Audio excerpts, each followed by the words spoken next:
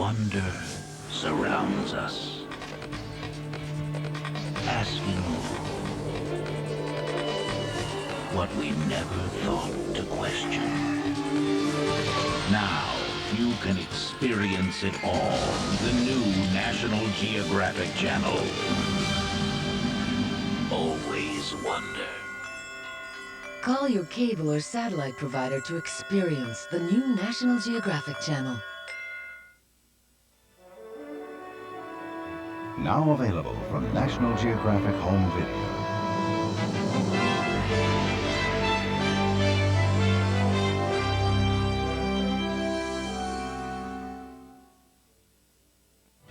June 1942. The Japanese and Americans face off at Midway in what has been called one of the greatest naval battles of all time. Today, National Geographic and Dr. Robert Ballard take you 3 miles and a half-century below the surface. But what they find is more than just an aircraft carrier lost at sea.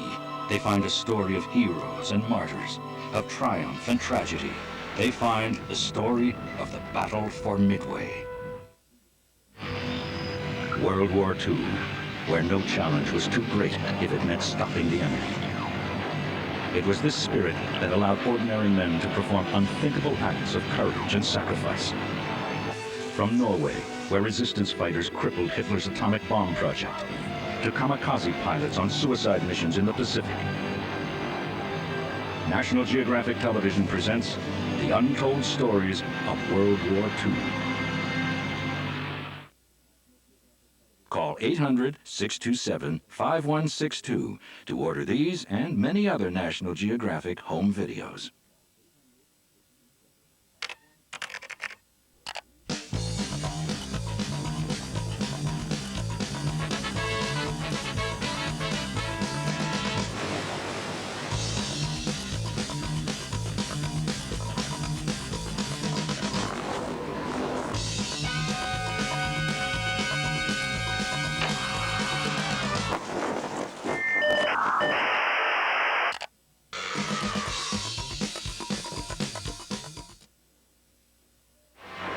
Stay tuned after Pearl Harbor, Legacy of Attack, for National Geographic's U-Boats, Terror on Our Shores. And now, our feature presentation.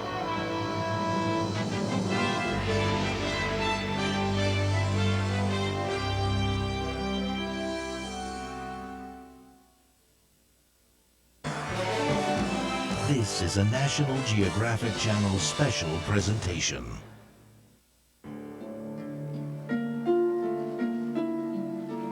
December 6, 1941. Darkness has settled over the U.S. Navy base at Pearl Harbor. Thousands of sailors and soldiers are returning from shore leave, unaware of the attack that is about to be launched against them. Welcome to a special edition of National Geographic Channel Presents. I'm Tom Brokaw. That terrible day that we call Pearl Harbor happened 60 years ago. You might think that time has healed all the wounds, that the shock has worn off, that historians have told us all the stories there are to tell. That's not true. Pearl Harbor was so unexpected, so brutal, so chaotic, that we're still struggling to understand all that happened that day. Undersea explorer Robert Ballard wants to fill in some of the gaps. He's on the trail of a secret Japanese weapon, a flotilla of midget submarines that were trying to penetrate Pearl Harbor before the attack. This, then, is a story of secrecy and treachery, of Japanese warriors preparing to die for their country, of Americans completely unprepared for a day that would change their lives forever. They were 18, or 19, or 20 years old, sailors in a tropical paradise. They didn't know that on the other side of the ocean, another group of young men was preparing to strike them while they slept. Their paths would cross for a few short hours on a Sunday morning in December.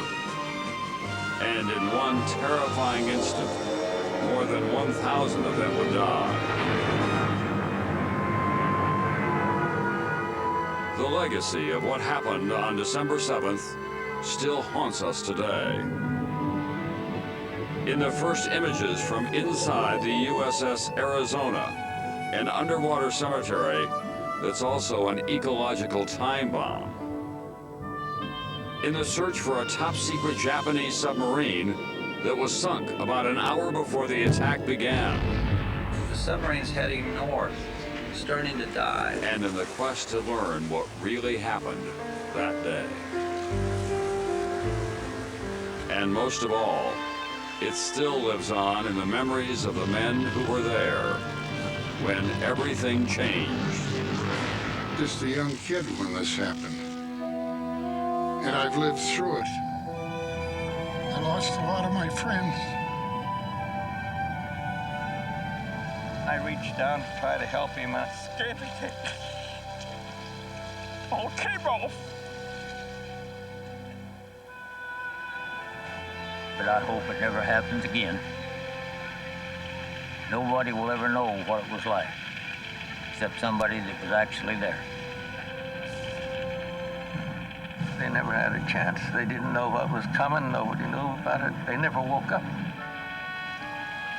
This is the story of a day when the history of the world took an unexpected turn at a sleepy little port in Hawaii called Pearl Harbor.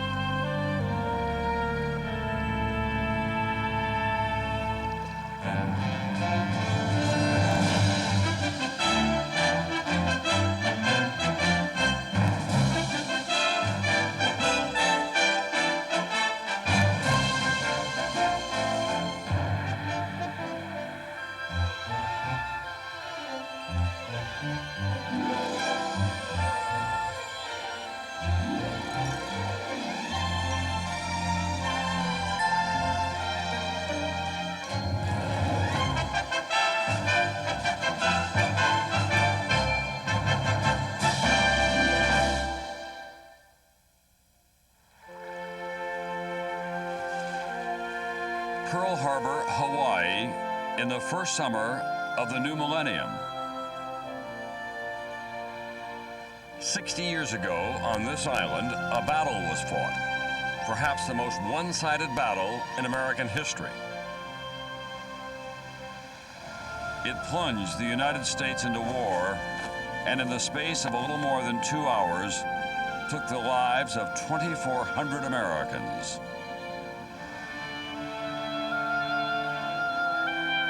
Ever since that day, Pearl Harbor has been a place of pilgrimage.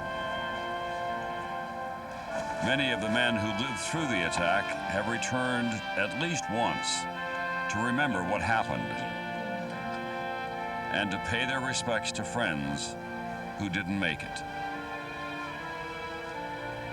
We remember December 7, 1941, when so many gave the last devotion of their efforts to his.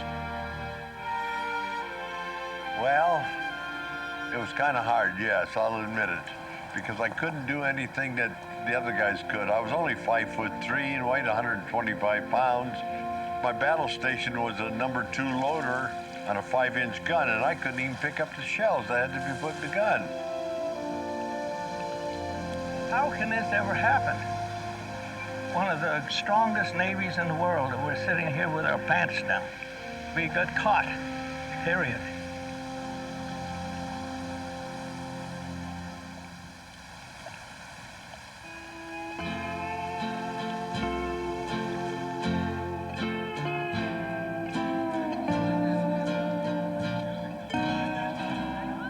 It was one of the best assignments in the Navy. A sailor joining the Pacific Fleet in Hawaii could expect warm air, lots of sunshine, and plenty of things to do on shore leave.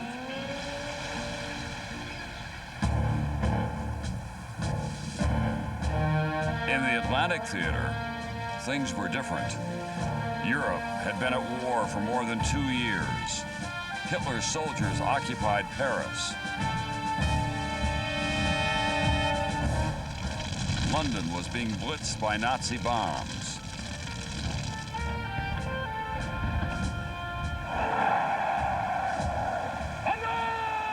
For sailors stationed in the Pacific, there was only one threat on the horizon.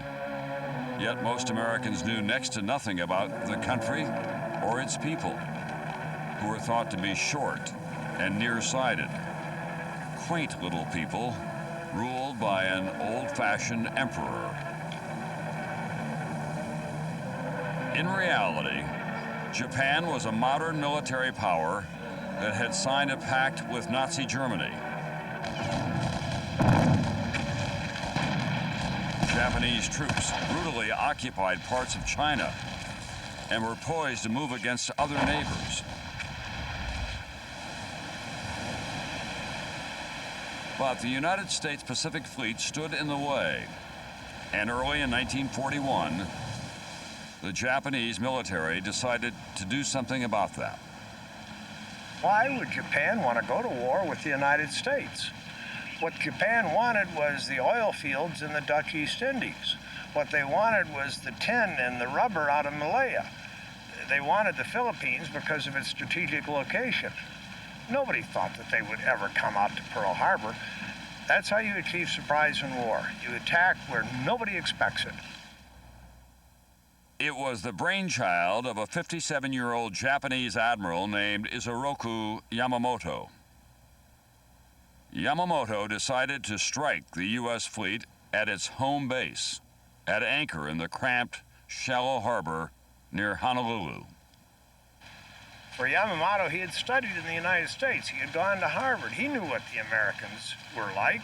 And he said at one point, I don't care if we march troops down Pennsylvania Avenue, we're not going to conquer the United States. He planned the attack with the idea that if we're going to have any chance of winning this war, we've got to destroy the American fleet. And that'll give us 6 months to run wild in the Southwest Pacific. And we can build up a defensive barrier that will be very difficult for the Americans to crack. And at some point, they're going to say, we quit. Keep your gains. In the spring of 1941, planning for the attack began in earnest, although only a handful of Japanese officers knew about it. A talented pilot named Minoru Genda was given the task of figuring out how to inflict maximum damage on the American fleet, especially its battleships and carriers, in a surprise attack from the air.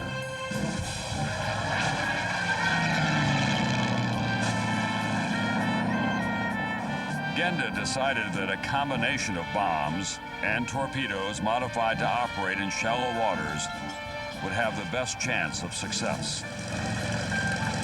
Late that summer and into the fall, Japanese pilots trained for their top-secret mission. They rehearsed the low-altitude attack angles they would need over the harbor. They practiced strafing runs over and over. By fall, Yamamoto's plan had evolved into a mammoth undertaking that would require 6 carriers, more than 350 airplanes, and almost as an afterthought, 5 midget submarines. Those 5 midget submarines played a curious and little-known part in the attack, and an expedition is getting underway in Honolulu to learn more. One of the tiny subs almost cost Japan the critical element of surprise. And there's only 2 outliers.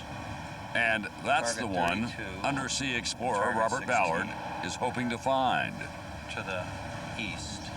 For the man who found the Titanic and the Bismarck, this search represents a unique challenge. It's one of the smallest ships Ballard's ever looked for, and no one really knows where it sank. How are you? Nice to meet you. Nice to meet you. Joining him will be a man who was part of the submarine task force 6 decades ago, Kichiji Dewa. The midget sub they'll be looking for was sunk by an American destroyer well before the attack began and could have alerted American forces, but did not. So, gentlemen, I'd like to introduce some colleagues here. Good morning, sir. Will Lehner and Russ Reitz were there when it happened. Glad that we can be friends. Glad that we can be friends.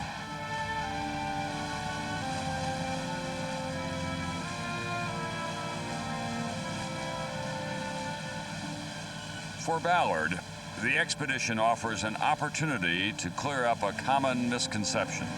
Well, I think most people think that the first shot was fired from the Japanese as they swooped over the Polly and descended on our sleeping fleet that Sunday morning. But in fact, the first shot was fired out here, and it was fired by a U.S. destroyer. Not only was it the first shots fired by America in the war, it should have alerted us to that something was going on. I find it incredibly ironic that the attack and sinking of this Japanese submarine an hour before the planes arrived did not alert us. And I just find that to be amazing. Ballard's tight schedule only allows him 2 weeks for the mission, sponsored by National Geographic. But the search area isn't too large, and he does have the right equipment.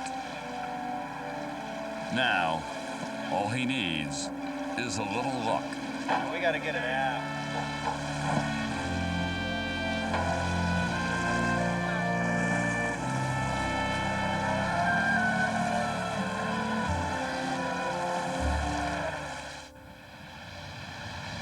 November 26th, 1941. The Japanese Armada slipped out of port and headed east through wintry seas. 6 carriers were grouped at the center of the formation, surrounded by a protective ring of cruisers, battleships, and destroyers. Some 30 ships in all. Because the success of the mission rested on taking the Americans totally by surprise, their route would take them well north of commercial shipping lanes. If another ship spotted them, the mission would be in jeopardy and possibly called off. Strict radio silence was maintained at all times as the attack force moved into position, while far to the south, 5 Japanese submarines were already closing in on the island of Oahu.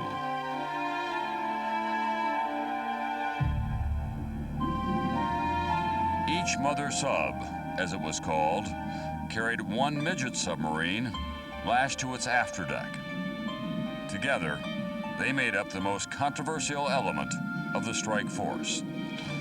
The Japanese wanted to put everything that they had into this attack, and they had midget submarines. And so let's use them, was Yamamoto's decision. Now, there were people in the Japanese high command that objected strongly to that. Don't bring submarines into Pearl Harbor. In the first place, they're not going to get in. In the second place, they're not going to do much damage if they do. And in the third place, and by far more important, that's going to tip off the Americans that an attack is coming, and it's going to put the Americans up in general quarters all across Pearl Harbor and all across Hawaii. So don't use them. But they did use them. Each midget sub would carry a 2-man crew into battle. 10 hand-picked, highly trained young men who were prepared to die for their country. On the night before the attack, they would penetrate Pearl Harbor, wait on the bottom for the planes to strike, then fire their 2 torpedoes at any large ship in their range.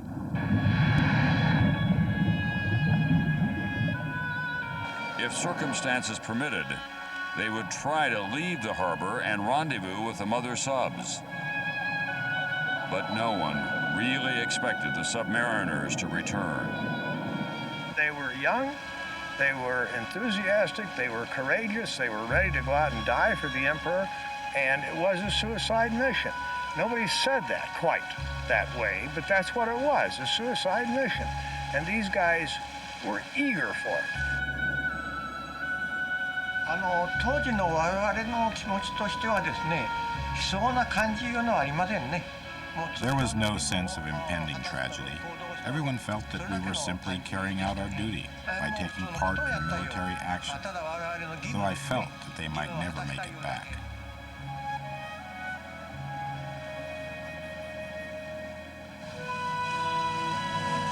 Day one of the search, about 2 miles outside the narrow channel that leads into Pearl Harbor. It was here, somewhere, that a destroyer called the USS Ward was patrolling in the early hours of December 7th. I was thinking that we were a little more that way, but Russ says, no, we were more this way. Yeah. But we were... Well, then you average those two, right? It's the history that tells you what you need to know. So you have to steep yourself in the history, and you have to read all sorts of sources because a lot of history is conflicting. One book will say one thing, one book will say another thing, and so you have to find out, well, what do we all agree upon, and where is the uncertainty? Here the uncertainty was, where were they exactly when the attack took place? Coming in from another direction. And all of the historical databases. Well, you know, after the war, and in fact during the war, this became a dumping site. And our biggest fear is that they dump something right on top of what we're looking for. So basically what you have down here is a museum of World War II. We don't know what the currents are going to be like. We don't know what the visibility is going to be like. We don't know how the ship's going to perform. So today is a big learning curve. Day one of our expedition. Ballard decides the work will go faster if he adds another machine to the mix. A remotely operated vehicle called Little Herc. Well, it's imaging ROV. It moves very rapidly. We can cover a lot of ground quick and see a lot of targets quick. So it's just a good way to go.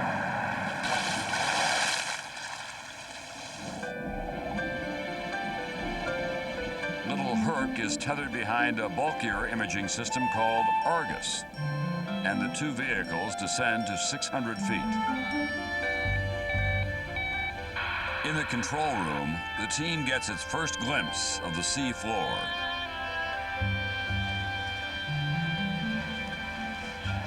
There's what's this coming up? The cylinder. Is that a torpedo? No. Piece of pipe. This is really exciting. Every little thing looks like part of it. Well, it looks like these are depth charges. There's a whole bunch of them. There's another one. As the first few days of the search come to an end, they've seen a lot of debris and not much else. Saturday night, December 6th, 1941. Sailors on shore leave filled the bars on Hotel Street in Honolulu. The usual Saturday night crowd gathered for dinner and dancing.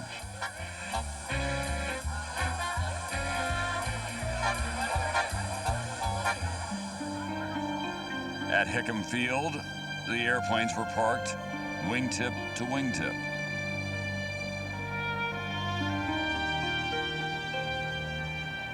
And in the harbor, the warships of the Pacific Fleet prepared for the night. California, Oklahoma, Maryland, Tennessee, West Virginia, Arizona, Nevada.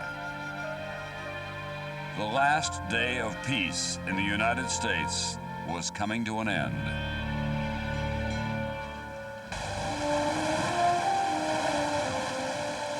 December 7th, 1941, a few minutes after midnight. 10 miles away from the mouth of Pearl Harbor, the 5 mother submarines prepared to launch the midgets.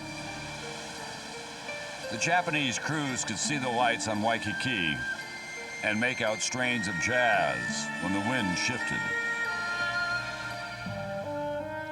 Each of the submariners wrote a letter to his parents. Sadamu Kamita was a quiet mountain boy who loved baseball. Forgive this negligent son for not writing these long months. We are soon to be dispatched to regions unknown. Should anything happen to me, do not grieve or mourn. Should I fail to write, do not be alarmed. For it means I am well, and discharging my duties faithfully. Goodbye.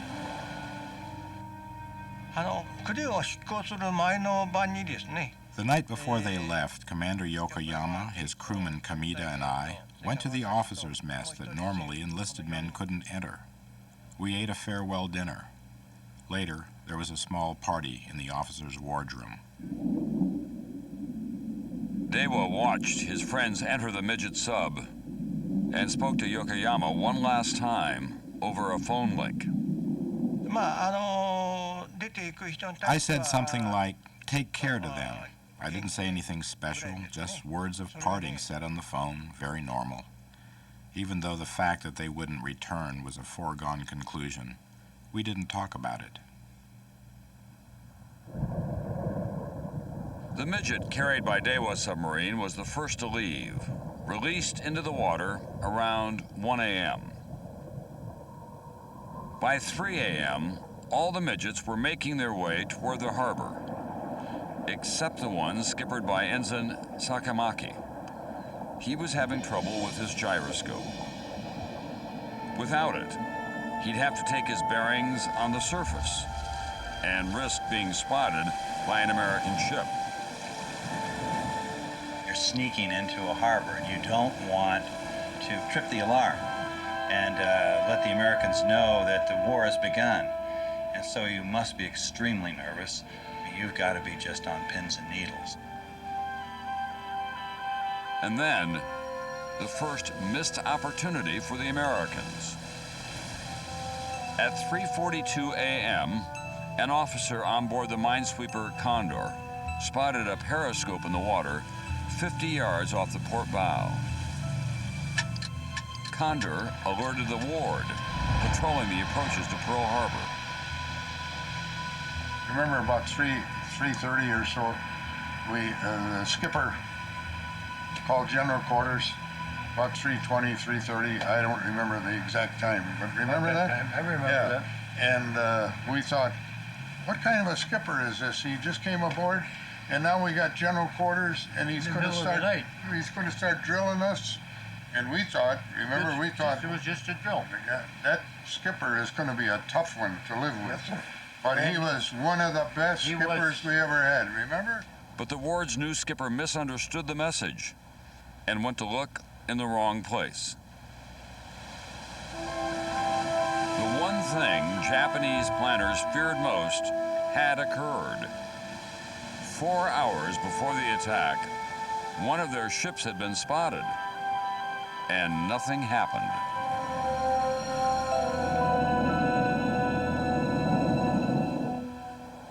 Sunday, December 7th, around dawn.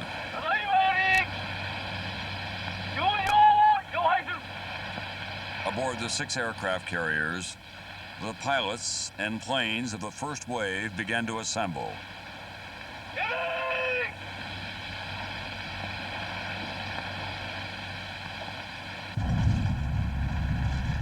Yamamoto's plan called for 2 distinct waves of attack, the first to reach Honolulu at about 8 a.m., the second to follow within the hour. It meant getting the right aircraft into the air at the right time. Each wave would take about 15 minutes to launch.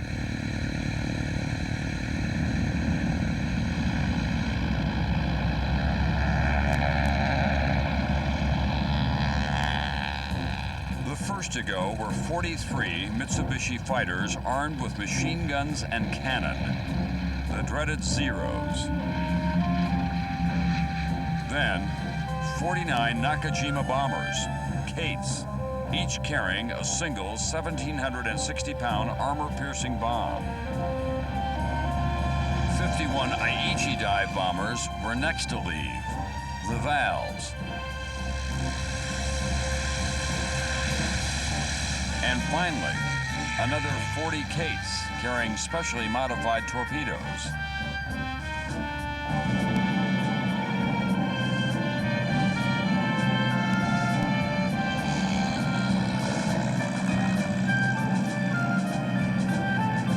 At about 6:20 a.m., the planes formed up and headed south.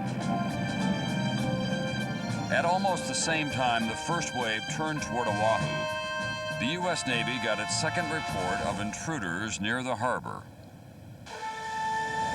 At 6:30 a.m., a lookout on the freighter Antares spotted another submarine periscope, then a conning tower.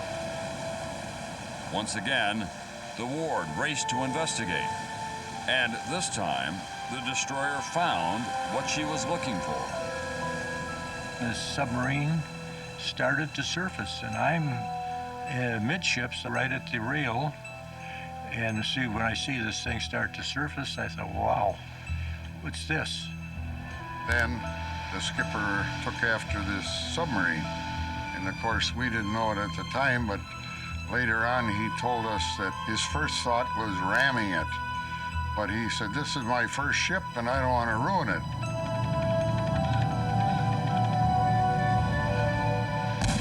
And then all of a sudden, number 1 gun fired and they missed because their elevation wasn't great enough and we were that close. And then number 3 gun fired, and I saw the splash, the water line of the conning tower as the shell hit the conning tower. It must have rang like a bell. I mean, just must have been an incredible explosion that went off right next to their head. I mean, remember, the skipper is standing in the conning tower and the shell hit the conning tower. You would think he must have died instantly. Or did he? Because they then began to dive, so clearly they weren't dead. And they then began to dive, and no sooner did they dive than the depth charges go.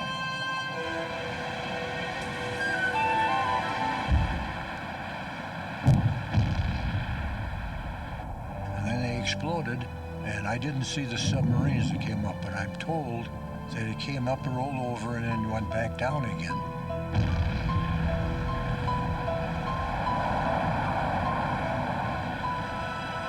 After the depth charges that we dropped, I can't see any way it could have gotten away from us. At 6:51 a.m., Skipper William Outerbridge of the Ward radioed headquarters that he had seen and fired upon an unidentified submarine. He repeated the message 2 minutes later. At headquarters, the Ward's terse report slowly worked its way up the chain of command. For the second time that morning, the Japanese had tripped the alarm. And for the second time that morning, nothing happened.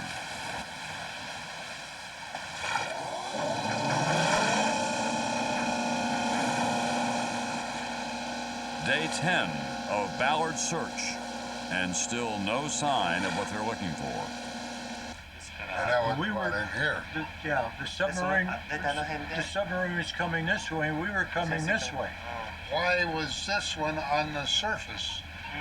Maybe he's not sure, but maybe the passenger in the small submarine, they are looking and then they make sure the position.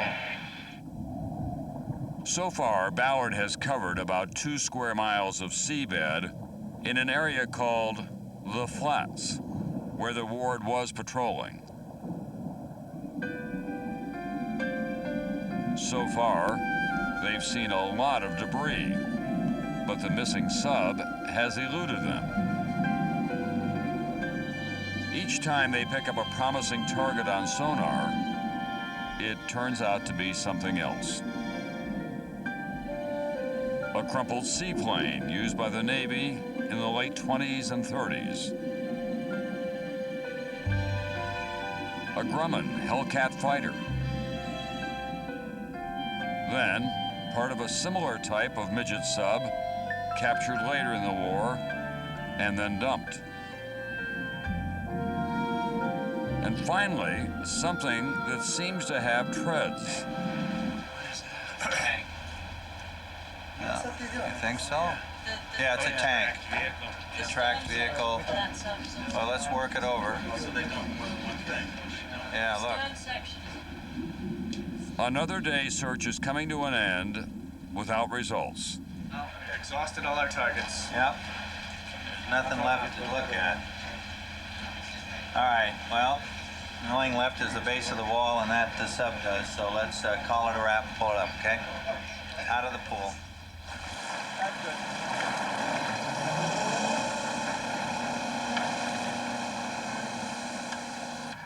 Oh, Robert. Not out in the flats, so the only place left is up against the wall. Yeah. Yep. So tomorrow we'll come out with the 2 subs and take it right in next to the channel and look at the base of the wall, which we couldn't do with these vehicles. They've used up most of their allotted 2 weeks with nothing to show for it. For Bob Ballard and his team, time is running out. December 7th, 1941, 7 a.m. A mobile radar station on the northwest coast of Oahu picked up the signal of a massive number of aircraft approaching the island from the north. They were less than 140 miles away, moving at 180 miles an hour. A telephone call went immediately to the information center in Honolulu, 40 miles to the southeast. The call was routed to a private named McDonald, who passed it on to a Lieutenant Tyler, who had just been assigned to the job. Tyler told the radar operators not to worry about it. In his mind, it was just a squadron of American B-17s due in from the mainland. For the 3rd time that day, the Japanese had tripped the alarm. And for the 3rd time, no one seemed to notice. It was 7:15 a.m. At 7:40 a.m., the first wave of airplanes reached the coast of Oahu, guided by the signal from a Honolulu radio station. The bombers and torpedo planes were at 9,000 feet. 5,000 feet above them, the Zeros flew cover. The first wave began to break up into their attack formations. One to fly inland toward Wheeler Airfield. The other to move down the western coast to Pearl Harbor.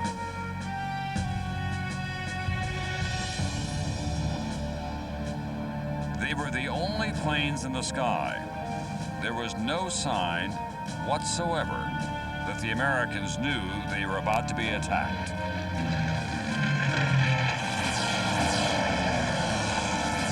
At 7:50 a.m., the first wave reached Pearl Harbor. Among their first targets, Hickam Airfield and the Naval Air Base on Ford Island.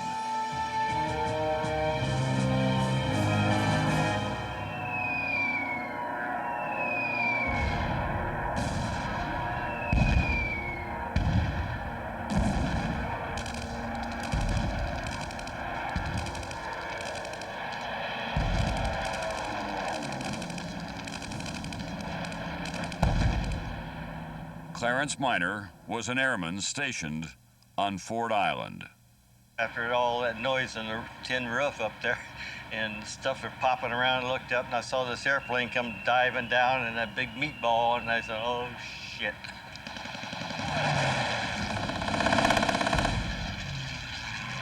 And then all hell all over the place was breaking loose. Bombs dropping, machine gun fire. And like I said, the things are so darn low you can throw rocks at them.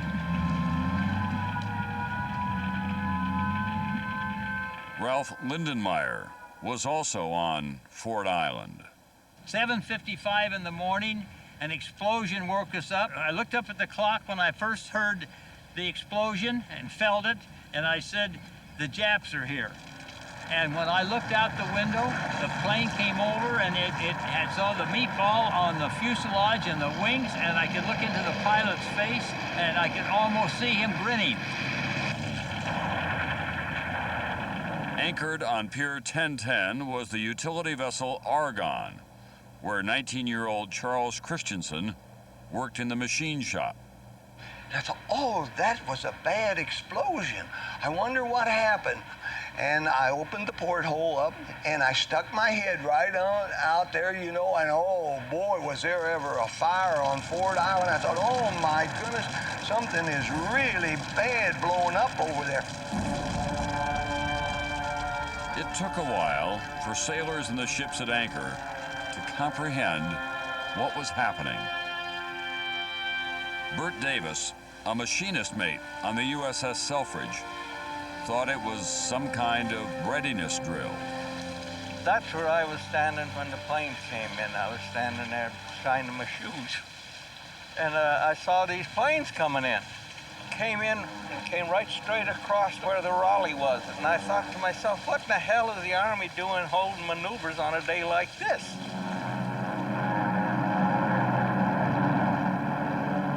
While the dive bombers hammered the airfields, the torpedo planes descended to an altitude of a few dozen feet and took dead aim at Battleship Row. Aboard the Argonne, Charles Christensen had a perfect view of the first torpedo runs. He's coming in almost straight across me at a slight angle across, and he's low enough that he's maybe 30 feet off of the water, which puts him maybe eye level or a little more from me, and I can see the man's face. He's got his helmet on, he's got his goggles on, and he's looking over the side, and when he straightened that plane out, leveled it out, he dropped that torpedo, and I thought, oh my God, look at that. And that torpedo just went as straight for the Oklahoma as it could go. This photo, taken from a Japanese plane, shows Battleship Row just after the attack began. The ripples emanating outward are the result of multiple torpedo strikes. George Smith was below deck on the battleship Oklahoma when general quarters sounded.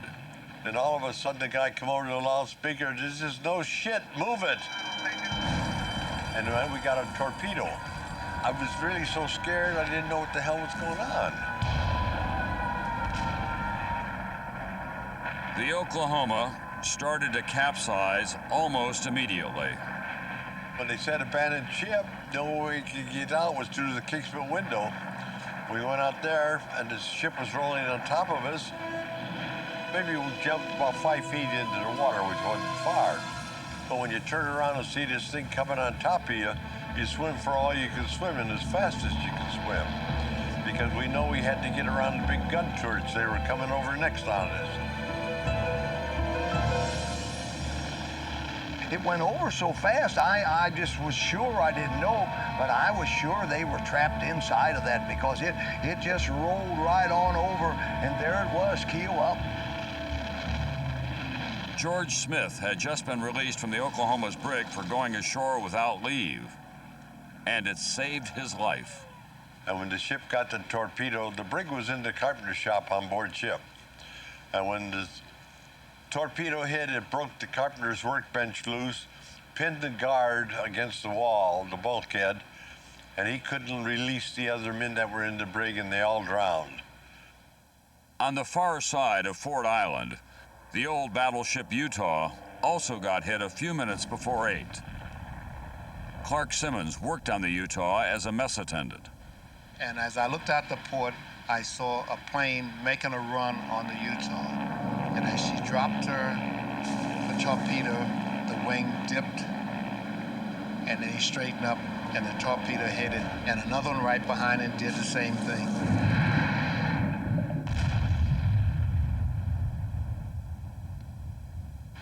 And we knew that it was just a matter of time before the ship was going to sink. And actually it took 8 minutes. In 8 minutes, the ship was history. She had turned turtle in 8 minutes.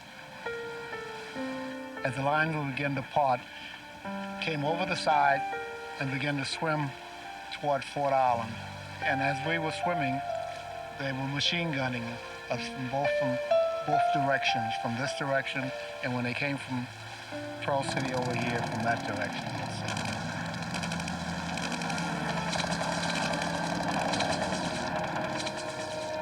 saw fellas yelling and screaming. Some of the fellas in the water was asking for help. It was so chaotic. I really didn't know what was going on. But the biggest blow was yet to come. Lying inboard of the repair ship Vestal was the battleship Arizona. High overhead, a Kate released an armor-piercing bomb that drifted down toward the Arizona's #2 gun turret.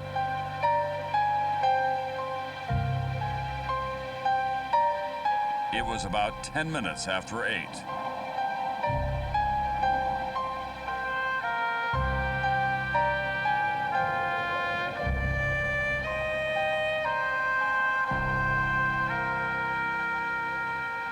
A motion picture camera captured the moment of impact.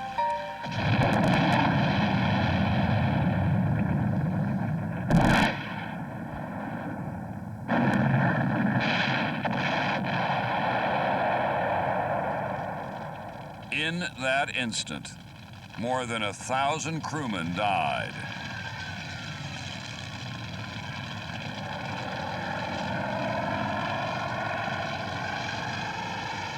Stu Headley was on the West Virginia, a few hundred feet away. One gigantic explosion. Now, when we fired the 16-inch, you're inside, it sounds like thunder up in the distance. But this didn't sound like no thunder. This was one gigantic explosion. The stern of our ship lifted out of the water, but at the same time we were getting hit with torpedoes, we were starting to list. But we saw about 32 men flying through the air from the Arizona. Oil from the fully fueled Arizona began to spread and catch fire. The heat was so intense, even sailors on nearby ships were threatened. So Crosland and I stripped right down to our undershorts and jumped in and swam underwater. Now, we're not underwater swimmers, but we swam underwater that day because that was the hottest breath of air we ever breathed, because that was the oil from the Arizona that was ablaze. The bomb had penetrated Arizona's forward magazine and ignited more than 1 million pounds of gunpowder. Those who were still alive found themselves in an inferno. They were in this oil that was on fire. They were trying to swim out of it. They'd come up and trying to get their breath. Their eyes, the white of their eyes was just as red as they can be. I can just see it today. The skin on their face was just falling off. And on top of that, all of this oil, and they were just drenched in oil.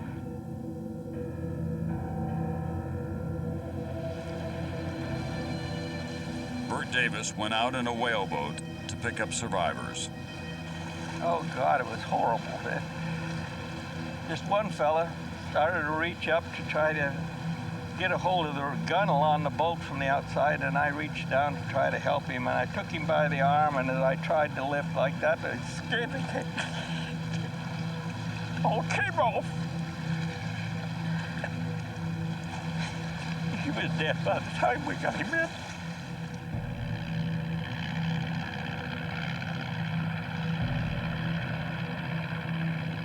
35 minutes after the attack began, the first wave flew away, leaving behind more than 1,000 dead American sailors, many of them teenagers, caught below deck when Arizona exploded and sank.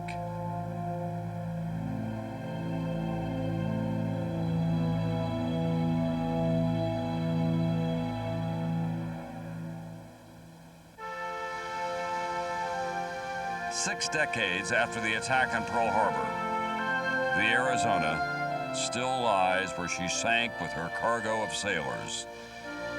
Most of their bodies have never been recovered. Her superstructure was removed during the war. Only the mount of her No. 3 turret remains above water. The Arizona was built nearly a century ago. and she spent more than half that time underwater.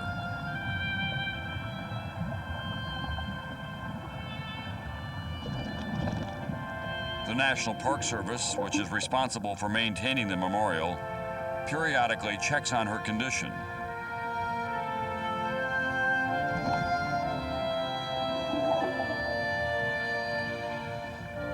Her passageways and hatches, her 14-inch guns.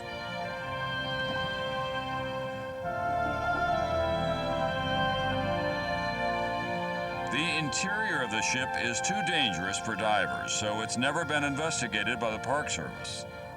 Until now.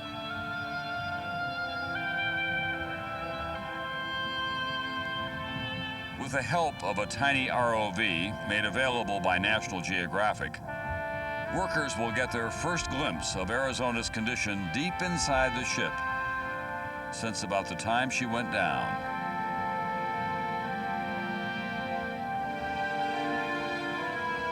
The initial survey reveals that the corrosion is worse than expected.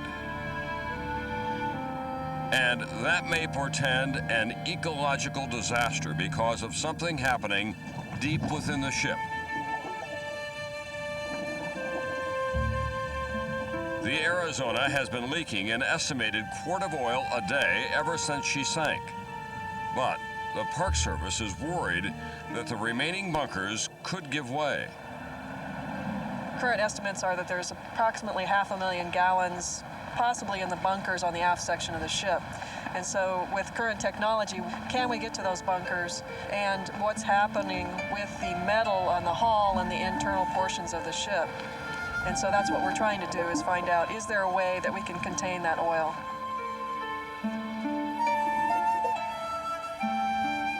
The problem is complicated by the ship's designation as a grave site and by the oil's symbolic meaning. Many visitors and survivors consider the oil to either be the tears of the ship or the ship is bleeding. We'll also be dealing with that emotional feelings that people have about the oil and the significance. It'll be a balance between what protecting the ecosystem is all about and protecting the tomb, the shrine that this place symbolizes. Inside the memorial, a wall lists the 1,177 servicemen who died on the battleship. Every returning survivor knew someone who died on December 7th. Old Swede up there. Smith, Randolph Smith, he got machine gun. They never had a chance. They didn't know what was coming. Nobody knew about it. They never woke up.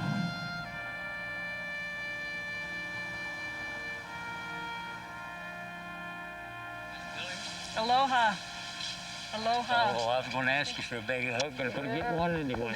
I thought maybe, yeah. Let me give this lady a hug. I thought maybe that you wouldn't want to hug an ugly old man. Oh, I do. I do want to. Carl Carson was a 20-year-old sailor on the Arizona the day she went down. He decided to come back to Pearl Harbor when doctors told him he didn't have much longer to live. Well, I lost a lot of good, dear friends over there. It's just awful hard to even think about it. I almost lost my own life there. I hope I can make it over there all right. Get there.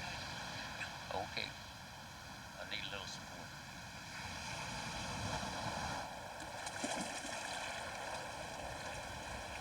Carl has never talked very much about what happened to him that day. Now, at last, it's time. This is where I came out of, turret 3. Right. Came back on this. There used to be ladders up and down the thing, and I came out the turret and went down. Well, I was out on deck doing the morning chores. All of a sudden, there's a plane come along, and didn't pay much attention to it because planes were landing at Ford Island all the time. And all of a sudden, the chips started flying all around me, and there was a plane that was strafing me. and somebody hollered, "It's the damn Japs, get under cover."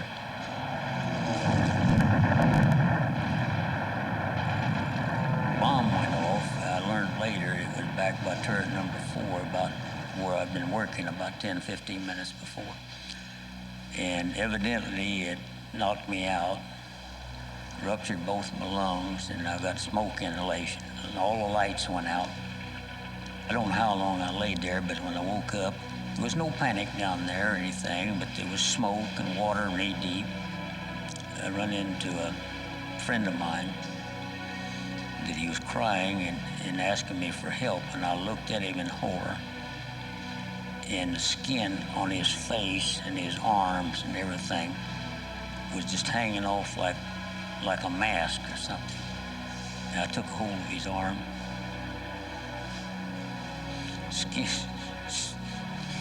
Skin all came off from my hand. And there was nothing in this world I could do for that boy. And that has bothered me all of my life.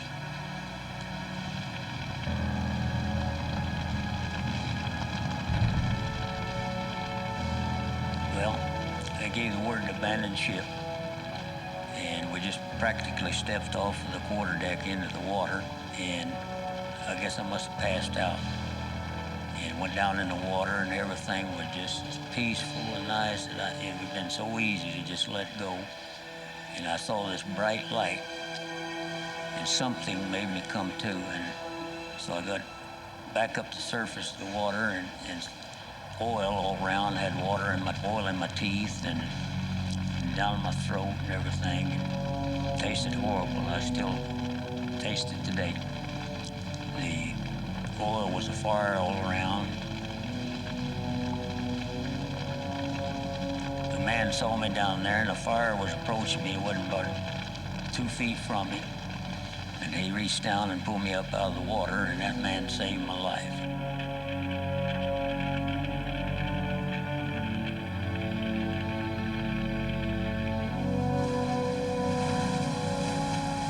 Bob Ballard has spent the entire mission searching the flats outside the harbor without finding any sign of the lost midget sub.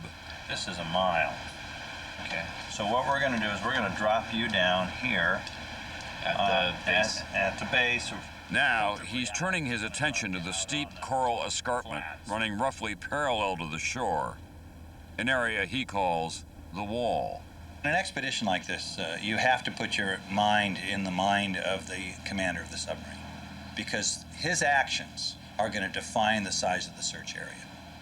What he does at that moment is going to tell you how big a search area you have to have.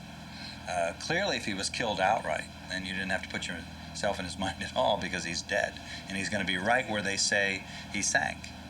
But if he's still alive, he's going to then take certain evasive actions, and you have to then say, well, if I were that person, what would I do? And there were two options he had.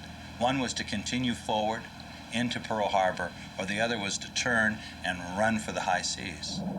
If the midget made a run for the high seas and sank farther out, there's no hope of finding it in the remaining time. But if it had continued toward the harbor, Ballard's team might stand a chance with the help of their own miniature submersible. All righty, it's all yours. I'll be talking to you over the radio. Good luck. Head north. Turn left.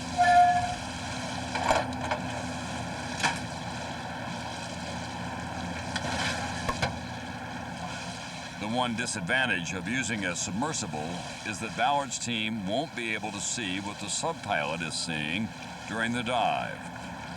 They'll have to rely on his descriptions over the radio and look at a videotape later. We've landed the sub. It's going to land about 200 meters of water, head due north. As you can see, the airport's right there, so it's going to run into something, and it's going to run into a wall. And then it's going to head west along that wall, because if the submarine hit against that wall, it's going to fall down to the base. So we're going to spend the day exploring the base of this steep scarp that leads right up the channel into Pearl Harbor. To me, deep workers look like sort of manned robots. They've got a human inside of them, but they have this big, this exoskeleton. But what they do is they permit a person to be highly maneuverable. They can spin on their axis, and they can go into very dangerous places because they're so small.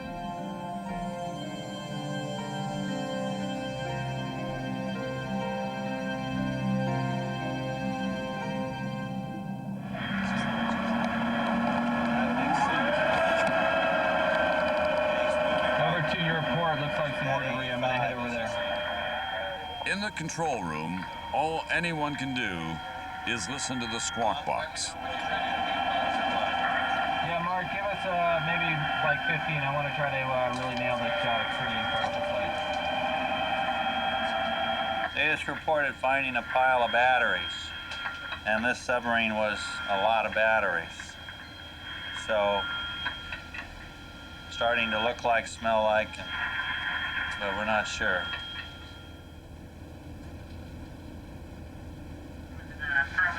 Then, the sub-pilot spots a torpedo. 80, did he say? Right where it should get interesting, and it is getting interesting. He's picked up a torpedo and debris right in the area where we'd expect the submarine to impact it with the wall. Ballard feels they are getting close, but they can't be sure of anything until they retrieve Deep Worker and take a look at the videotape.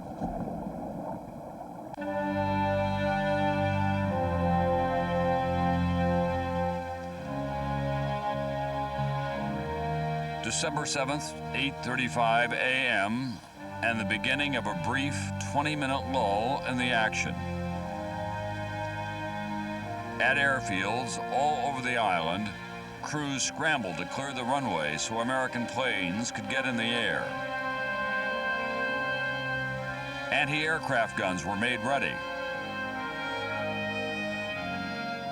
Field hospitals were set up to take care of the wounded, many of them burn victims. The first stories of individual acts of heroism began to make the rounds. One of them was about a mess attendant on the West Virginia named Dory Miller. Miller had carried the wounded captain of his ship to safety, then taken up a machine gun and shot down at least 2 Japanese planes.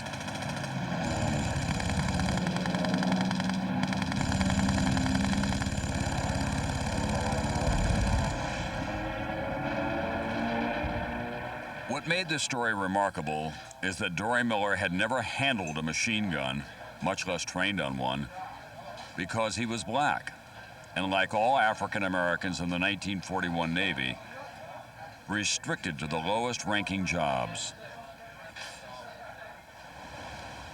14 men received America's highest military award, the Medal of Honor, for their heroism on that day. But Dory Miller wasn't one of them. He got the Navy Cross instead.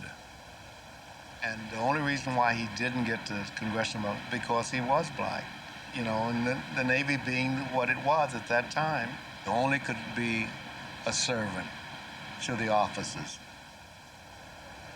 He never gave any thought for his life or anything. He grabbed a machine gun and he just started blasting away over the side of the ship. What he did was courageous, and many of us thought that man should have been given the Congressional Medal of Honor. 2 years after Pearl Harbor, Dory Miller died when his ship went down, torpedoed by a Japanese submarine.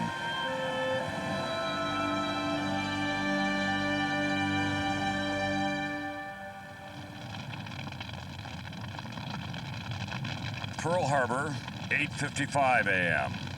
The seas were still boiling with smoke and flame when the second wave of the Japanese attack struck the island.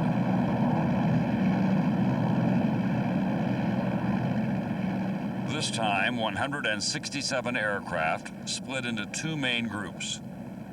One headed inland, the other hugged the eastern coast and continued south to Pearl Harbor.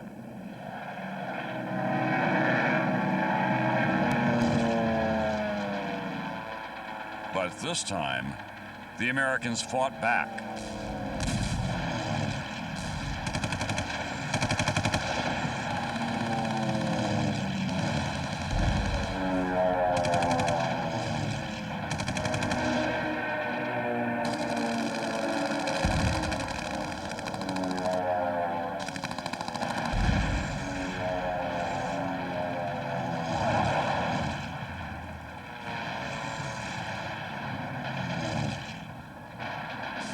The smoke in the harbor was now so thick, the Japanese pilots had trouble seeing their targets.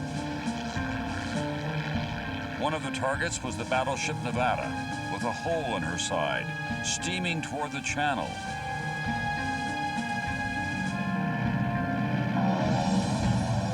Dive bombers honed in on the crippled giant. If they could sink the battleship now, it might block the channel and trap the fleet in the harbor. With all of these planes coming in, when the Nevada got underway, the planes come in dive bombing that. It looked like bees coming back to the hive. There were so many of them in there at one time that it was amazing that they didn't collide. With bombs falling all around, Nevada's commander was able to run his ship aground on Hospital Point, which kept her from sinking and left the channel clear. By 10 o'clock, it was over. The second wave of attackers headed back to their carriers, leaving behind a shattered American Pacific fleet.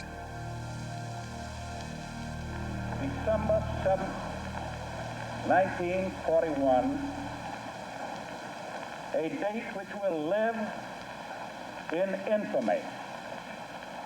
The United States of America was suddenly and deliberately attacked by naval and air forces of the Empire of Japan.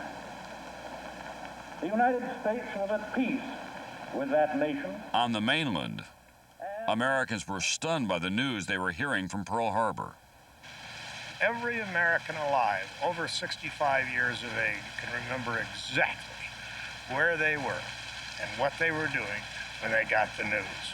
It was a unifying event. It brought us together.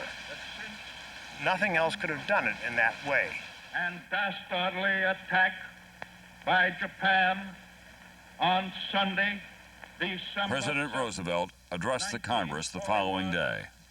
A state of war has existed between the United States and the Japanese Empire. By December 11th, the United States was at war with Germany and Japan, plunging it into a conflict that would forever change its place in the world.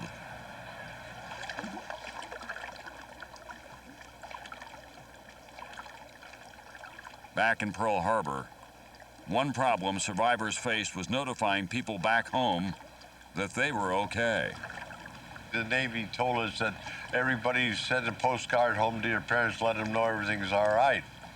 Well, I got one of the last postcards out of there, and I sent it home on December the 9th is actually when I sent it home. And my mother didn't get that postcard until February, the first week of February sometime.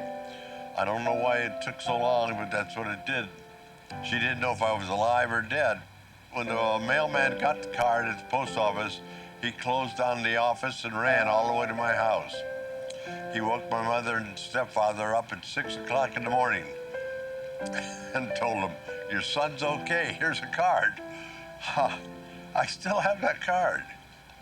My mom, she couldn't believe it. I get emotional when I think about it, how she says she felt. I just don't know. It just turns me on.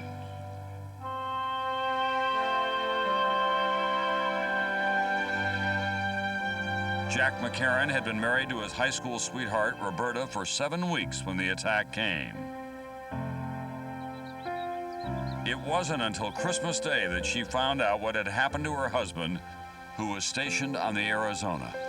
The Navy Department deeply regrets to inform you that your husband, John Harry McCarran, gunner's mate, 2nd, U.S. Navy, has been reported wounded in action in the performance of his duty and in the service of his country. This was received by me Christmas morning, 7 a.m., December 25th, 1941. Yuck. Yep, I hate to say this, but in my entire 81 years of living, that was the worst time in my entire life, was to have received this telegram, because I had no idea whether or not my husband of 49 days was alive or dead. Lying in a hospital on Oahu, badly burned, Jack decided to spare his new wife the horror of seeing him again. I said, tell Roberta to forget about me and go back to Saugus. Because, you know, I've been burned, and I had, I didn't look like me. I guess my face and my hair was only like a, you know, shot. On top of which, it being Christmas, I was 3,000 miles away from my home, 3,000 miles away from my husband. I didn't know anybody. I guess I never did write to you for, No. I didn't write to her for a long time. The state of shock I was in was almost as bad as his. But some time passed before I probably started coming out of it, and I was aboard ship, and you know, I loved this girl, and I realized that if I was going to survive, it would be with her.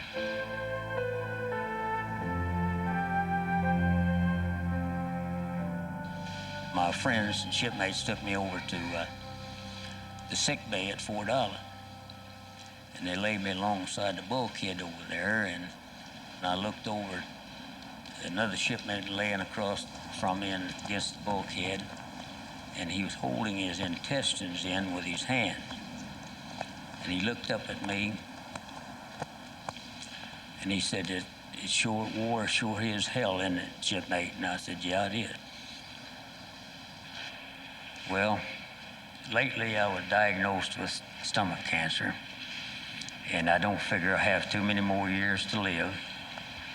And I thought that perhaps I might be a poor spokesman, so to speak, for my shipmates in telling my story so that they wouldn't be forgotten. And that's one and only reason that I came back. And I'm kind of a private person. It's been hard to do, but I think it was time that it needed to be told.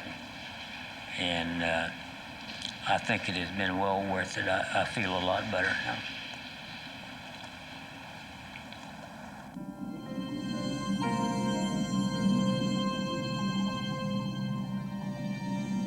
It's the final day of the search, and Ballard has had his machines in the water for hours. But he's not hopeful about the outcome.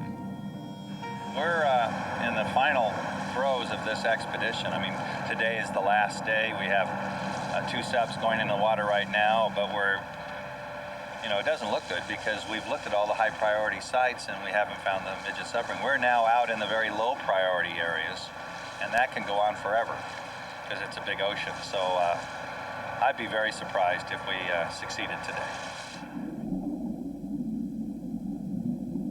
Deep Worker returns from its pass at the wall and is hoisted out of the water for the final time.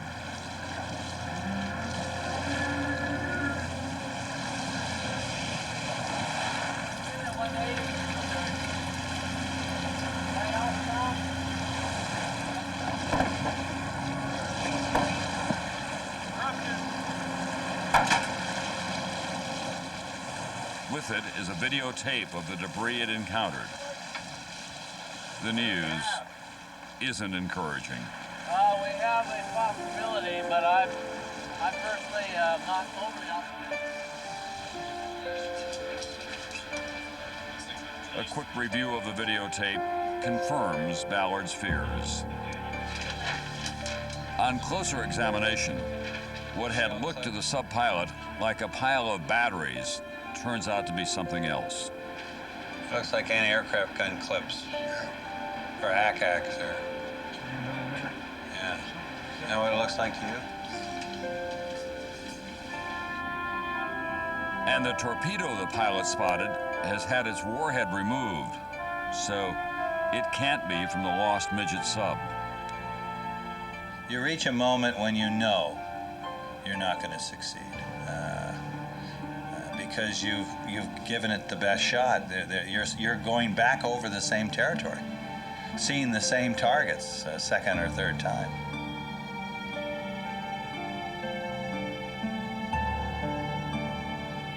Well, we found a bunch of junk. We don't really have a definitive set of objects that says that the submarine broke up, but it could have.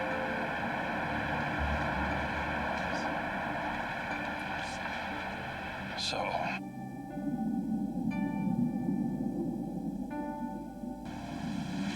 clearly, the sub did not survive. And did the Ward play a role in its demise? And certainly it did. But how did it finally meet its end? Gloriously in battle in Pearl Harbor? Was it sunk by someone else later on? What was its final moments? And for now, we don't know what they were.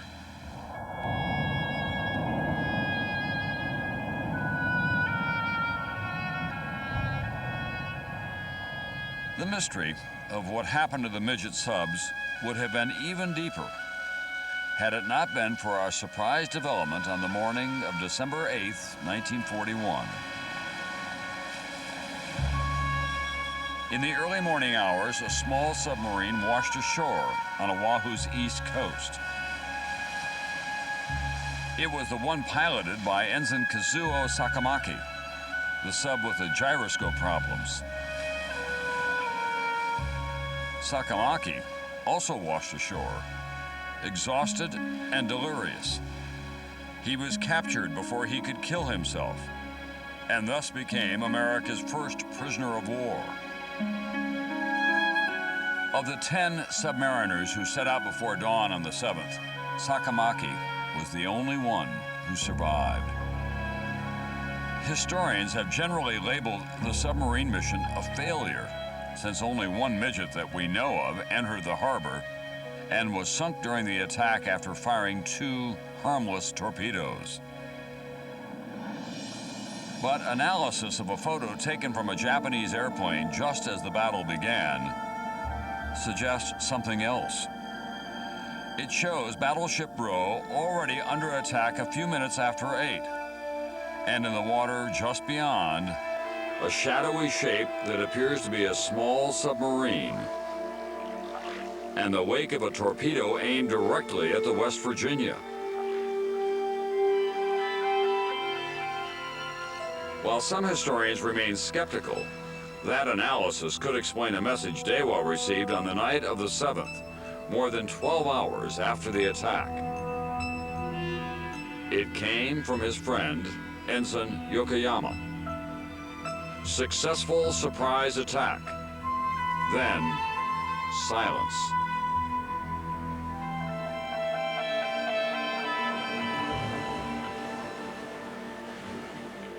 Yokoyama sub never made the rendezvous, and neither did any of the others.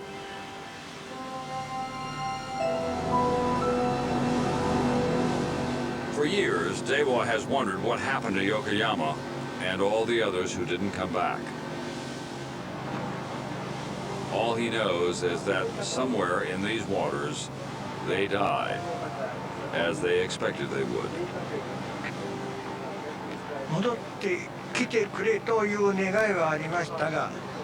Of course I hoped they would return, but the commander told me, if I come back, I'll come back with a wolf, as we say in Japan, and put the mother sub in danger. So I don't think they plan to return, even if they had succeeded. Before he set out on his mission, one of the submariners left behind a poem he'd written earlier that day. As the cherry blossoms fall at the height of their glory, so too must I fall, that men may call me a flower of Yamato, though my bones lie scattered in the bleak wilderness of strange and distant lands. On the last day of his visit, Dewa asked to see the Arizona Memorial to pay his respects to the Americans who died on December 7th. アメリカと日本とあそこで戦争を始めたのはそれぞれ America and Japan must have had their reasons for starting a war, but after coming here and seeing the waves of the Pacific, I question why we had to go to war. Japan and the United States are brothers. Pacific peace is world peace. This trip has made me feel that together we must protect it.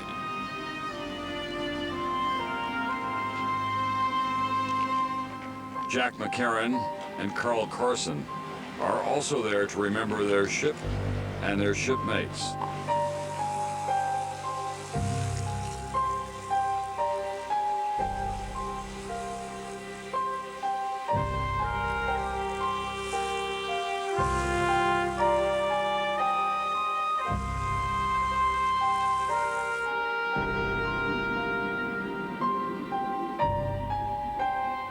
Underwater, the National Geographic camera prowls through the empty ship. These are the first images of the officers' quarters, images from another era, frozen in time. A bathroom with its regulation soap dish.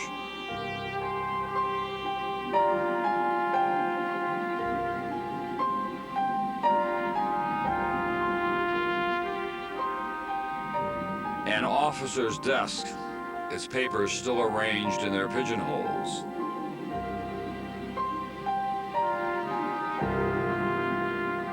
A wash basin, now filled with sand, beneath the shaving mirror.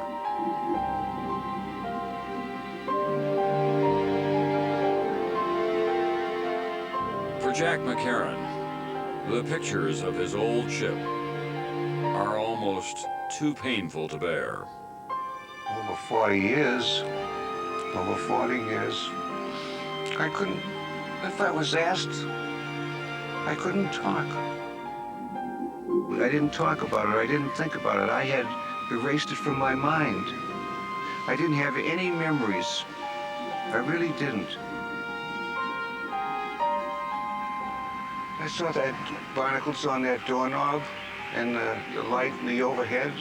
And the thoughts were, who was that officer down in there?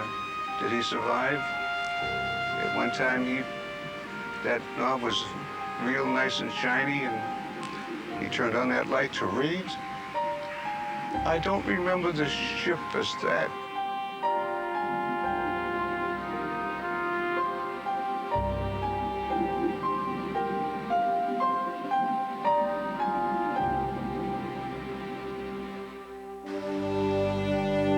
For 3 days after the attack, the Arizona continued to burn.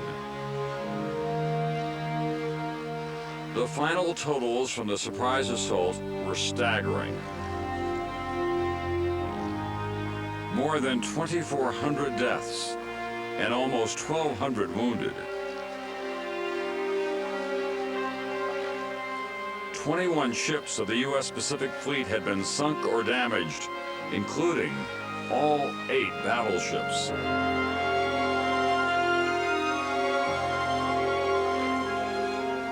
Over 300 airplanes had been put out of commission.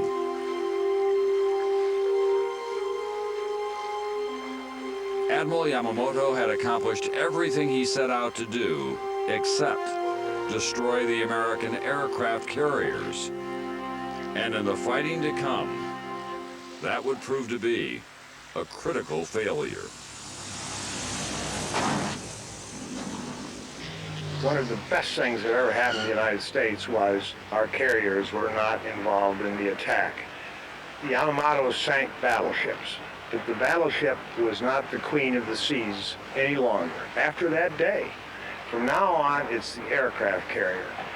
And the attack on Pearl Harbor, for all of the losses of lives, which comes first, of course, and the losses of ships, they didn't sink any aircraft carriers. And that made what was already a very bad mistake on Japan's part even worse. But perhaps the greatest miscalculation was how the defeat would affect the American fighting spirit. Instead of being a crippling blow, it became a rallying cry.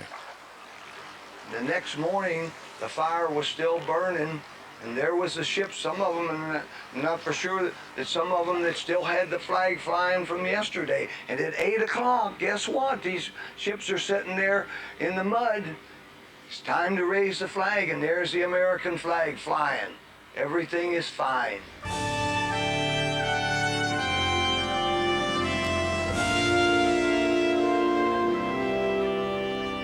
And then the Americans went to work. Every ship that had been hit, except the Arizona, Utah, and Oklahoma, was refloated, repaired, and put back into service. Many would take part in the battles yet to come. Guadalcanal, Iwo Jima, Okinawa, and so would the men who survived that day. I grew up in the Navy. I learned a lot. When I came out of the Navy, I was 6 foot even, weighed 200 pounds. I actually grew up. I learned to be, we could say, a man. When I walk as a Pearl Harbor survivor, especially when I have my uniform on, I walk very proud. I represent the country, and I will represent it to the day I die. And I will always be proud to be part of it.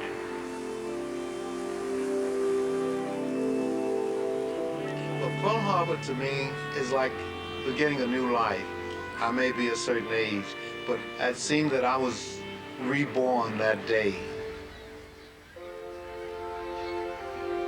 Pearl Harbor survivors are special. They have a feeling for each other and for their country.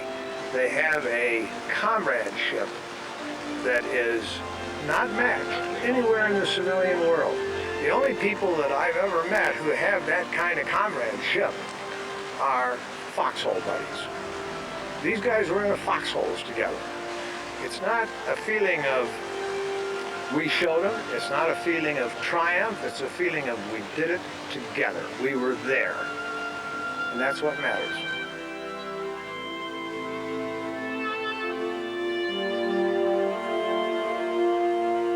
It's kind of a hallowed place, and it's very beautiful. And I'm amazed that it's this beautiful. And I understand that there's millions of visitors every year that come by and pay respect to my shipmates. To lots of them, I know a lot of them, those are just names. But to me, they'll always be my shipmates.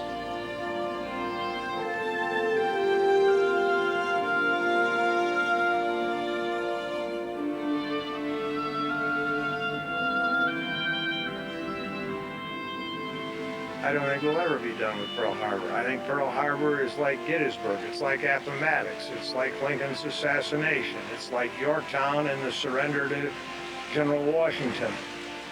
God help our country if it's ever forgotten.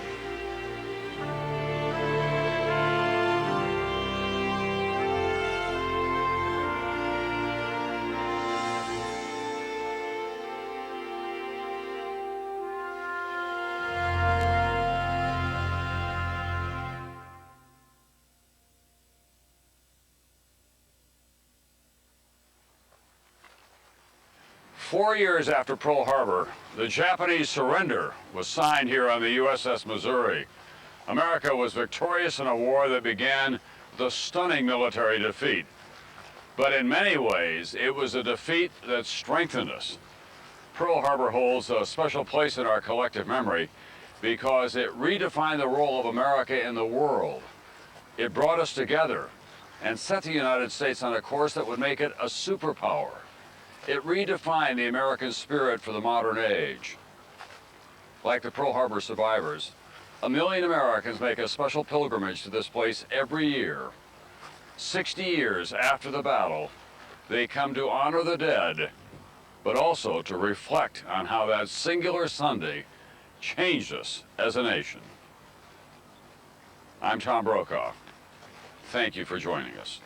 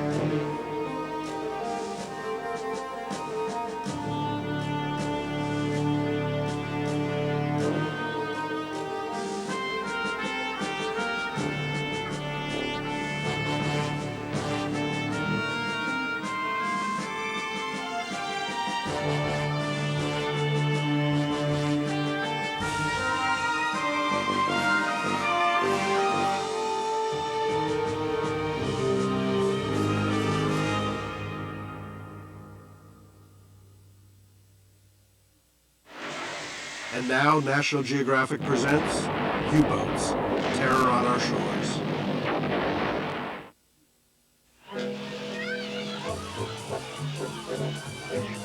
(1941). The Atlantic seaboard of the United States. To Americans, the war in Europe is a distant menace, too far away to touch their shores. Or so they think.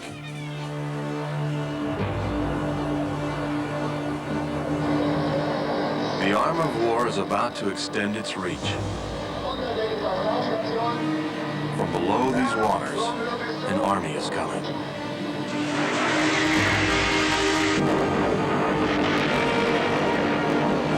Soon the United States will suffer its worst defeat at sea, and most Americans will never know about it.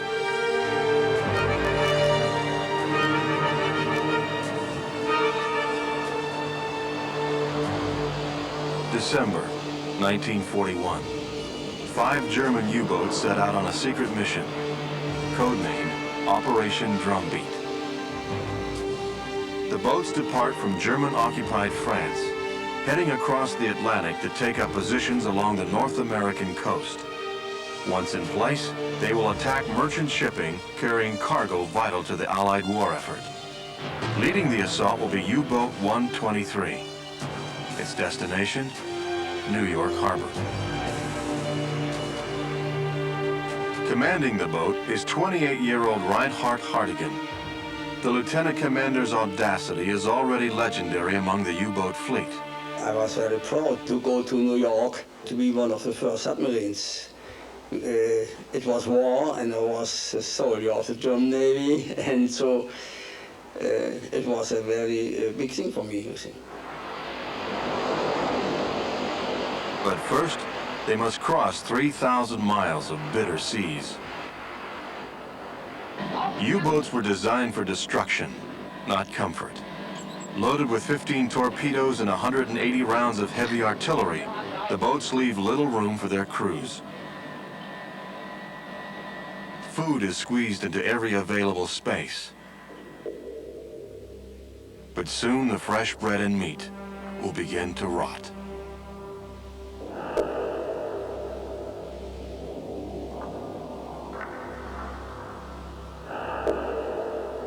With no heaters, the boat's inside temperature matches that of the cold Atlantic, and a continual moist fog permeates every compartment.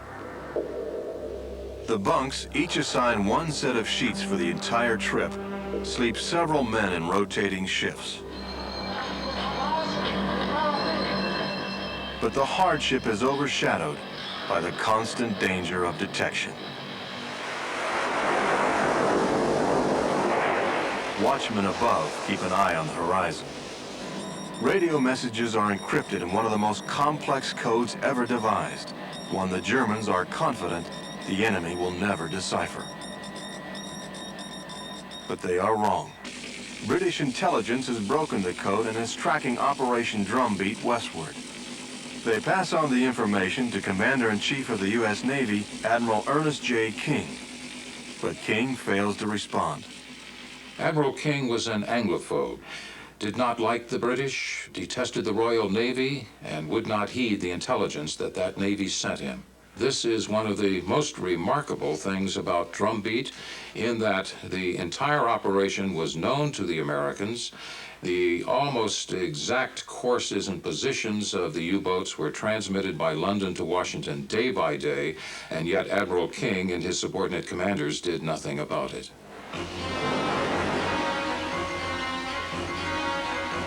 Admiral King underestimated the U-boat. He thought of it still as a ship that was ancillary to the fleet, instead of being, as the Germans used it, an independently operating weapons platform with immense destructive power.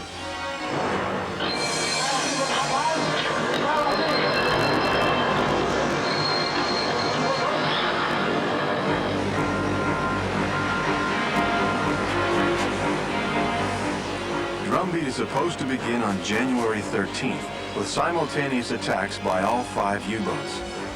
But one day ahead of schedule, just east of Cape Cod, Hartigan sights an opportunity too good to pass up.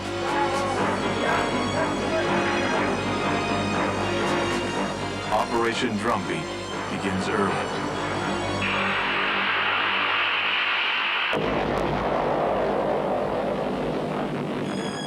A British steamer is 123's first victim. 100 men perish.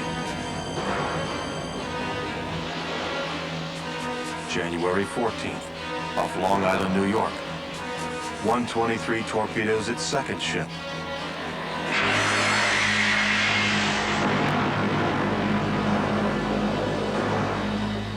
The Norwegian tanker sends out an SOS.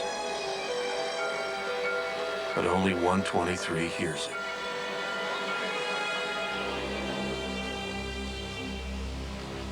Hartigan moves boldly closer to the shore. Traveling on the surface, he follows the lights of Long Island. Unlike Europe, the U.S. has yet to practice blackout procedures, allowing Hartigan to search for targets against a well-lit shoreline. Hartigan creeps toward New York Harbor. His mission has been devised in such haste that he lacks adequate charts and must rely on tourist maps.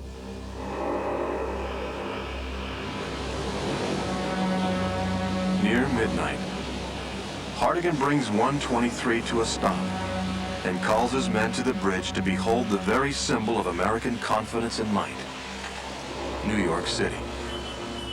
Das war faszinierend. It was fascinating. We had never dreamed of seeing New York. The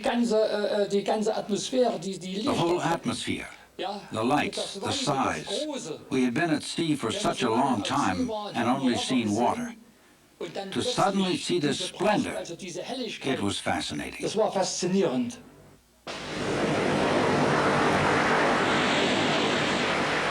With the Navy nowhere in sight, U-123 travels south on the surface in broad daylight.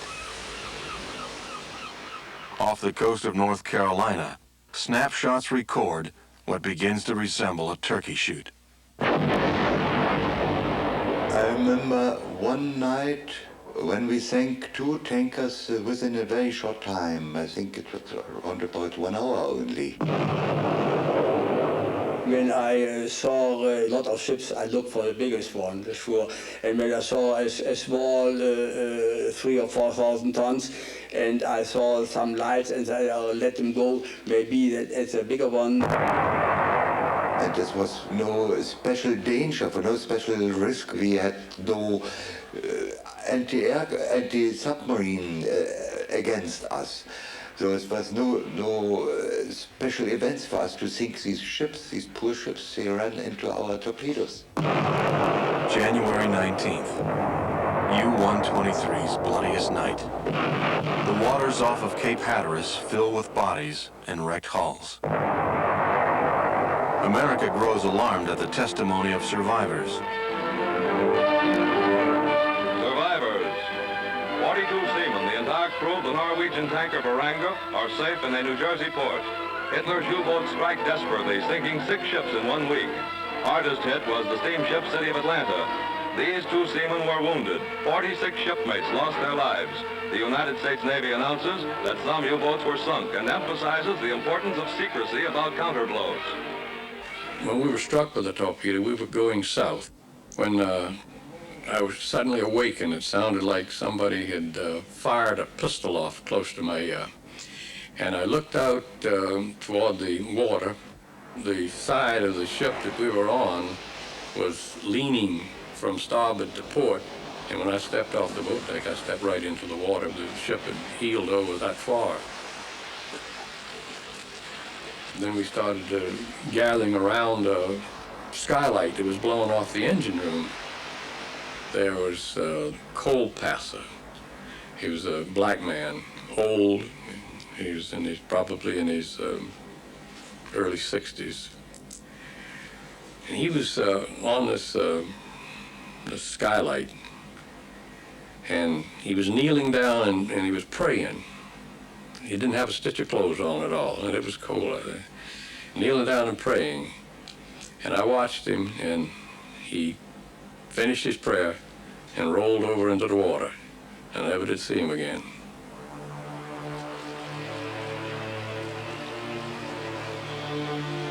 Of the 44 men who get off the ship alive, 41 die in the frigid waters. But I never went back to sea after that. I never had any desire to go back after that.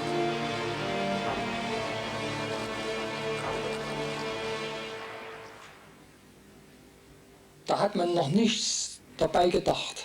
We didn't think about it. We were young, 18 years old, and didn't understand the seriousness of it. Noch gar nicht erfasst. Es war etwas wie Freude. There was even a little joy each time we sank another ship. Geschafft hat, dass wieder eins versenkt wurde. Und an die Folgen. At that age, we didn't reflect on the consequences for the crew and their families. Hat man in dem Alter noch gar nicht nachgedacht. I think for a man going at sea, it's always terrible to see a ship sinking. Never mind if it is by intention to sink the ship or it's by accident or so. But on the other hand, it was our job, it was our duty to sink ships. Hartigan has used all his torpedoes. Undeterred, he resorts to a daring maneuver to sink yet another freighter.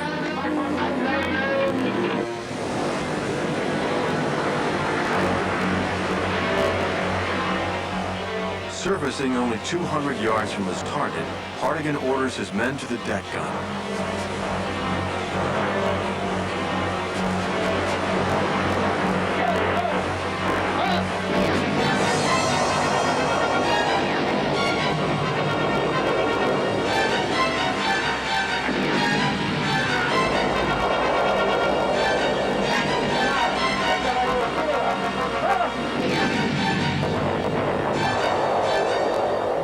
Sinking ships with artillery alone becomes a Hartigan trademark.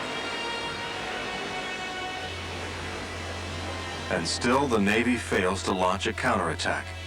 It continues to concentrate resources on guarding transatlantic convoys, leaving freighters and tankers plying the American coast unprotected. Calls to change policy failed to persuade Admiral King. Ernest G. King, maybe he was a friend of mine, I don't know, because he did nothing. He had 25 destroyers in the harbor and they let him in the harbor. he made no blackout, neither at dimming. And so all the whole coast was full of lights, the hotels and the motor cars, and I could see the ships silhouetted against the lightened coast, and all the ships were with full lights, and all the lighthouses and lightships had full light. And so it was very easy for me, and I don't know till yet why Admiral Ernest G. King did nothing. That was astonishing for me. Kapitänleutnant Harding, dessen Boot unmittelbar vor den Toren New Yorks operierte. On February 9th, 1942, the crew of U-123 returns to a hero's welcome at Lorient, France. Flags marking their 9 kills string the periscope tower. For his work, Hartigan receives the Knight's Cross. The German High Command, emboldened by stories of unprotected ships, dispatches more U-boats to American waters. Within weeks, Hartigan will join them. But this time, things will be different. March 1942. 123 is back in American waters.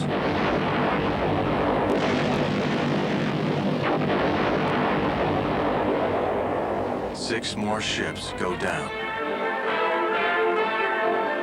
The Navy organizes a campaign of confident reassurance. The United States Navy, the floating ports of America's first line of defense. From Nome to Norfolk, from Guam to Guantanamo, wherever our flag waves over water, there our fighting fleet is prepared to go. Interestingly, the Navy confused and obfuscated and even lied to the American people about this carnage. On April 1, fittingly April Fool's Day, 1942, the U.S. Navy announced that 28 U-boats had been sunk or presumably sunk. But as of that date, not a single U-boat had been sunk in the Atlantic from Maine to Florida. April 10th. Believing coastal waters to be safe, thousands of Americans crowd the beaches. But tonight, in Jacksonville, Florida, they will become witnesses to war. Well, I was 14 years old, and I lived at Ponte Vedra Beach. And it was around 9 o'clock, between 9 and 10. And I heard an explosion. We were just on the boardwalk doing things. We got on the merry-go-round. And as I was circling around, coming back so that I was facing the ocean on one of the turns, I saw this enormous orange flame out on the ocean. I thought, well, there's been some sort of accident or something. The war never entered my mind. Laden with fuel oil, the tanker Gulf America ignites the sky. I torpedoed the Gulf America off the shore of Jacksonville Beach. She was burning, but was not sunk, and so I want to shell her. But the Gulf America was between my boat and the coast, and so I didn't want to shell her in this way, because if I missed the ship, maybe one shell would hit innocent people ashore. Hartigan swings 123 between the shore and the ship to finish her off with artillery.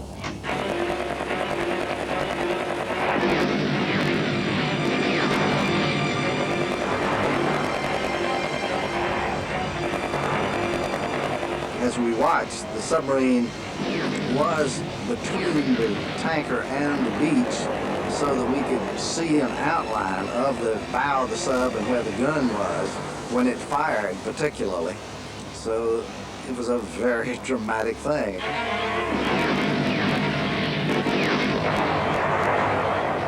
The war was so far away. It wasn't as if we were even involved in it until that happened and you actually saw that submarine. And it was so close. It was just unbelievable to think that someone had that much, that they had that much nerve to come so close to us. And In the early morning, 123 moves off, cruising confidently on the surface. But the Navy stirs. Spotter planes search the area. This time, Hartigan's fortunes change. The USS Dahlgren, on routine patrol, stumbles across his path. We saw a destroyer, and we tried to get off to deeper water where we could better dive. But the destroyer followed us, and we must dive on a very shallow water. I think it was about 25 meters.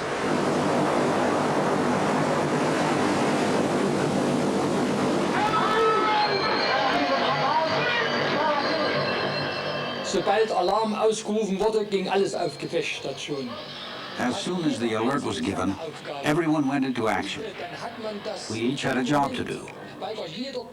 We didn't really understand the danger we faced because we were too busy getting the sub underwater. Then, finally, we heard the screws of the destroyer. Die Schrauben des Zerstörers oder U-Jägers.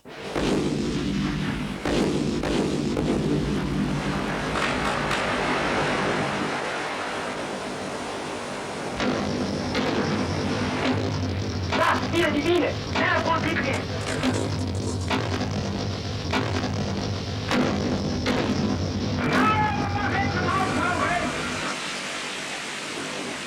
Depth-charge blast crippled the ship.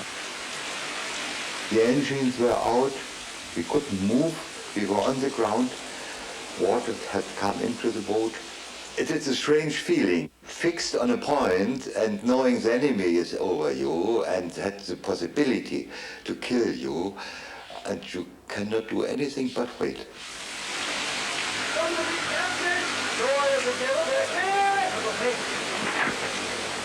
Hartigan believes the U-boat is beyond repair, that the crew's only option is to flood the ship and swim 70 feet to the surface. As commander, he must open the hatch and be the first to exit. I opened the hatch cover, then at first water came in my neck, and then I heard the destroyer came and I said, oh, let me wait a moment, because if I would come out and he would bomb me with depth charges, I would be dead at once.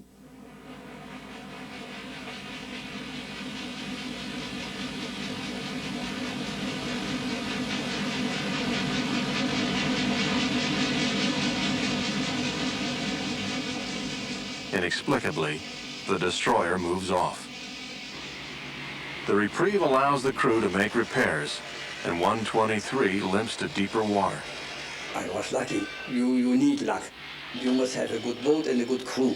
If one man was only about 10 seconds late with what he had to do, maybe the whole boat will be lost. And so they all knew what they had to do, and they had to do it in the same moment at once. Though badly damaged and running on only one engine, U-123 isn't through yet. Hartigan has one torpedo left. His target, the SS Leslie, on its way from Cuba to New York with 3,300 tons of sugar. I heard this loud explosion.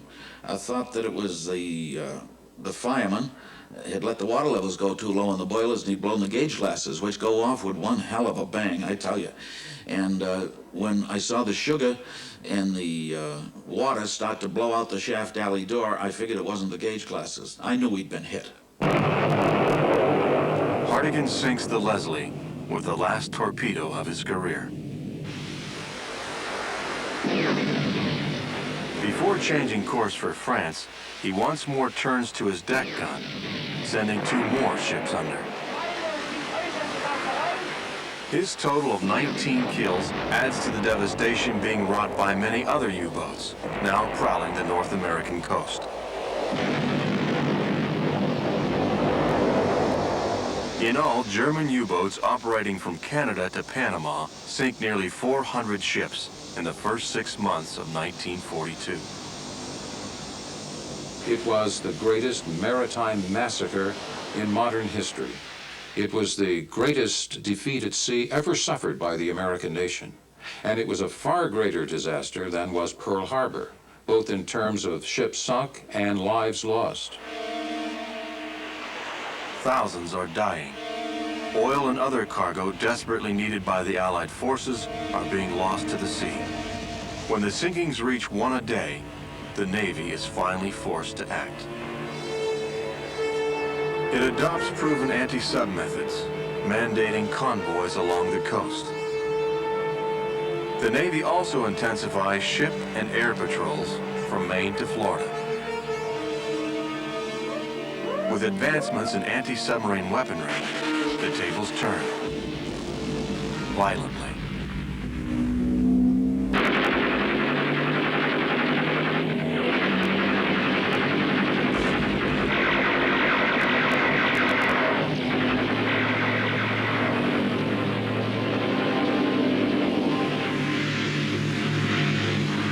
What had once been the most dangerous waters in the world for merchant shipping become perilous for U-boats.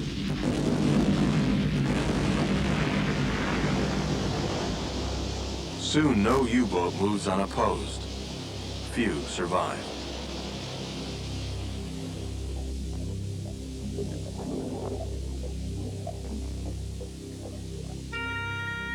By the end of World War II, 754 U-boats have been lost worldwide.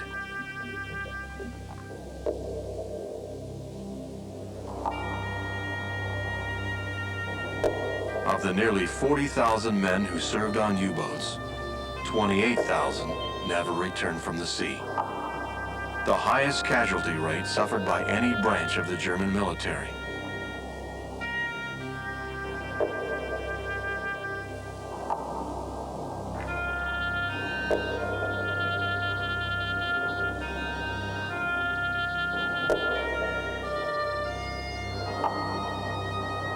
Today, their makeshift coffins litter the ocean floor.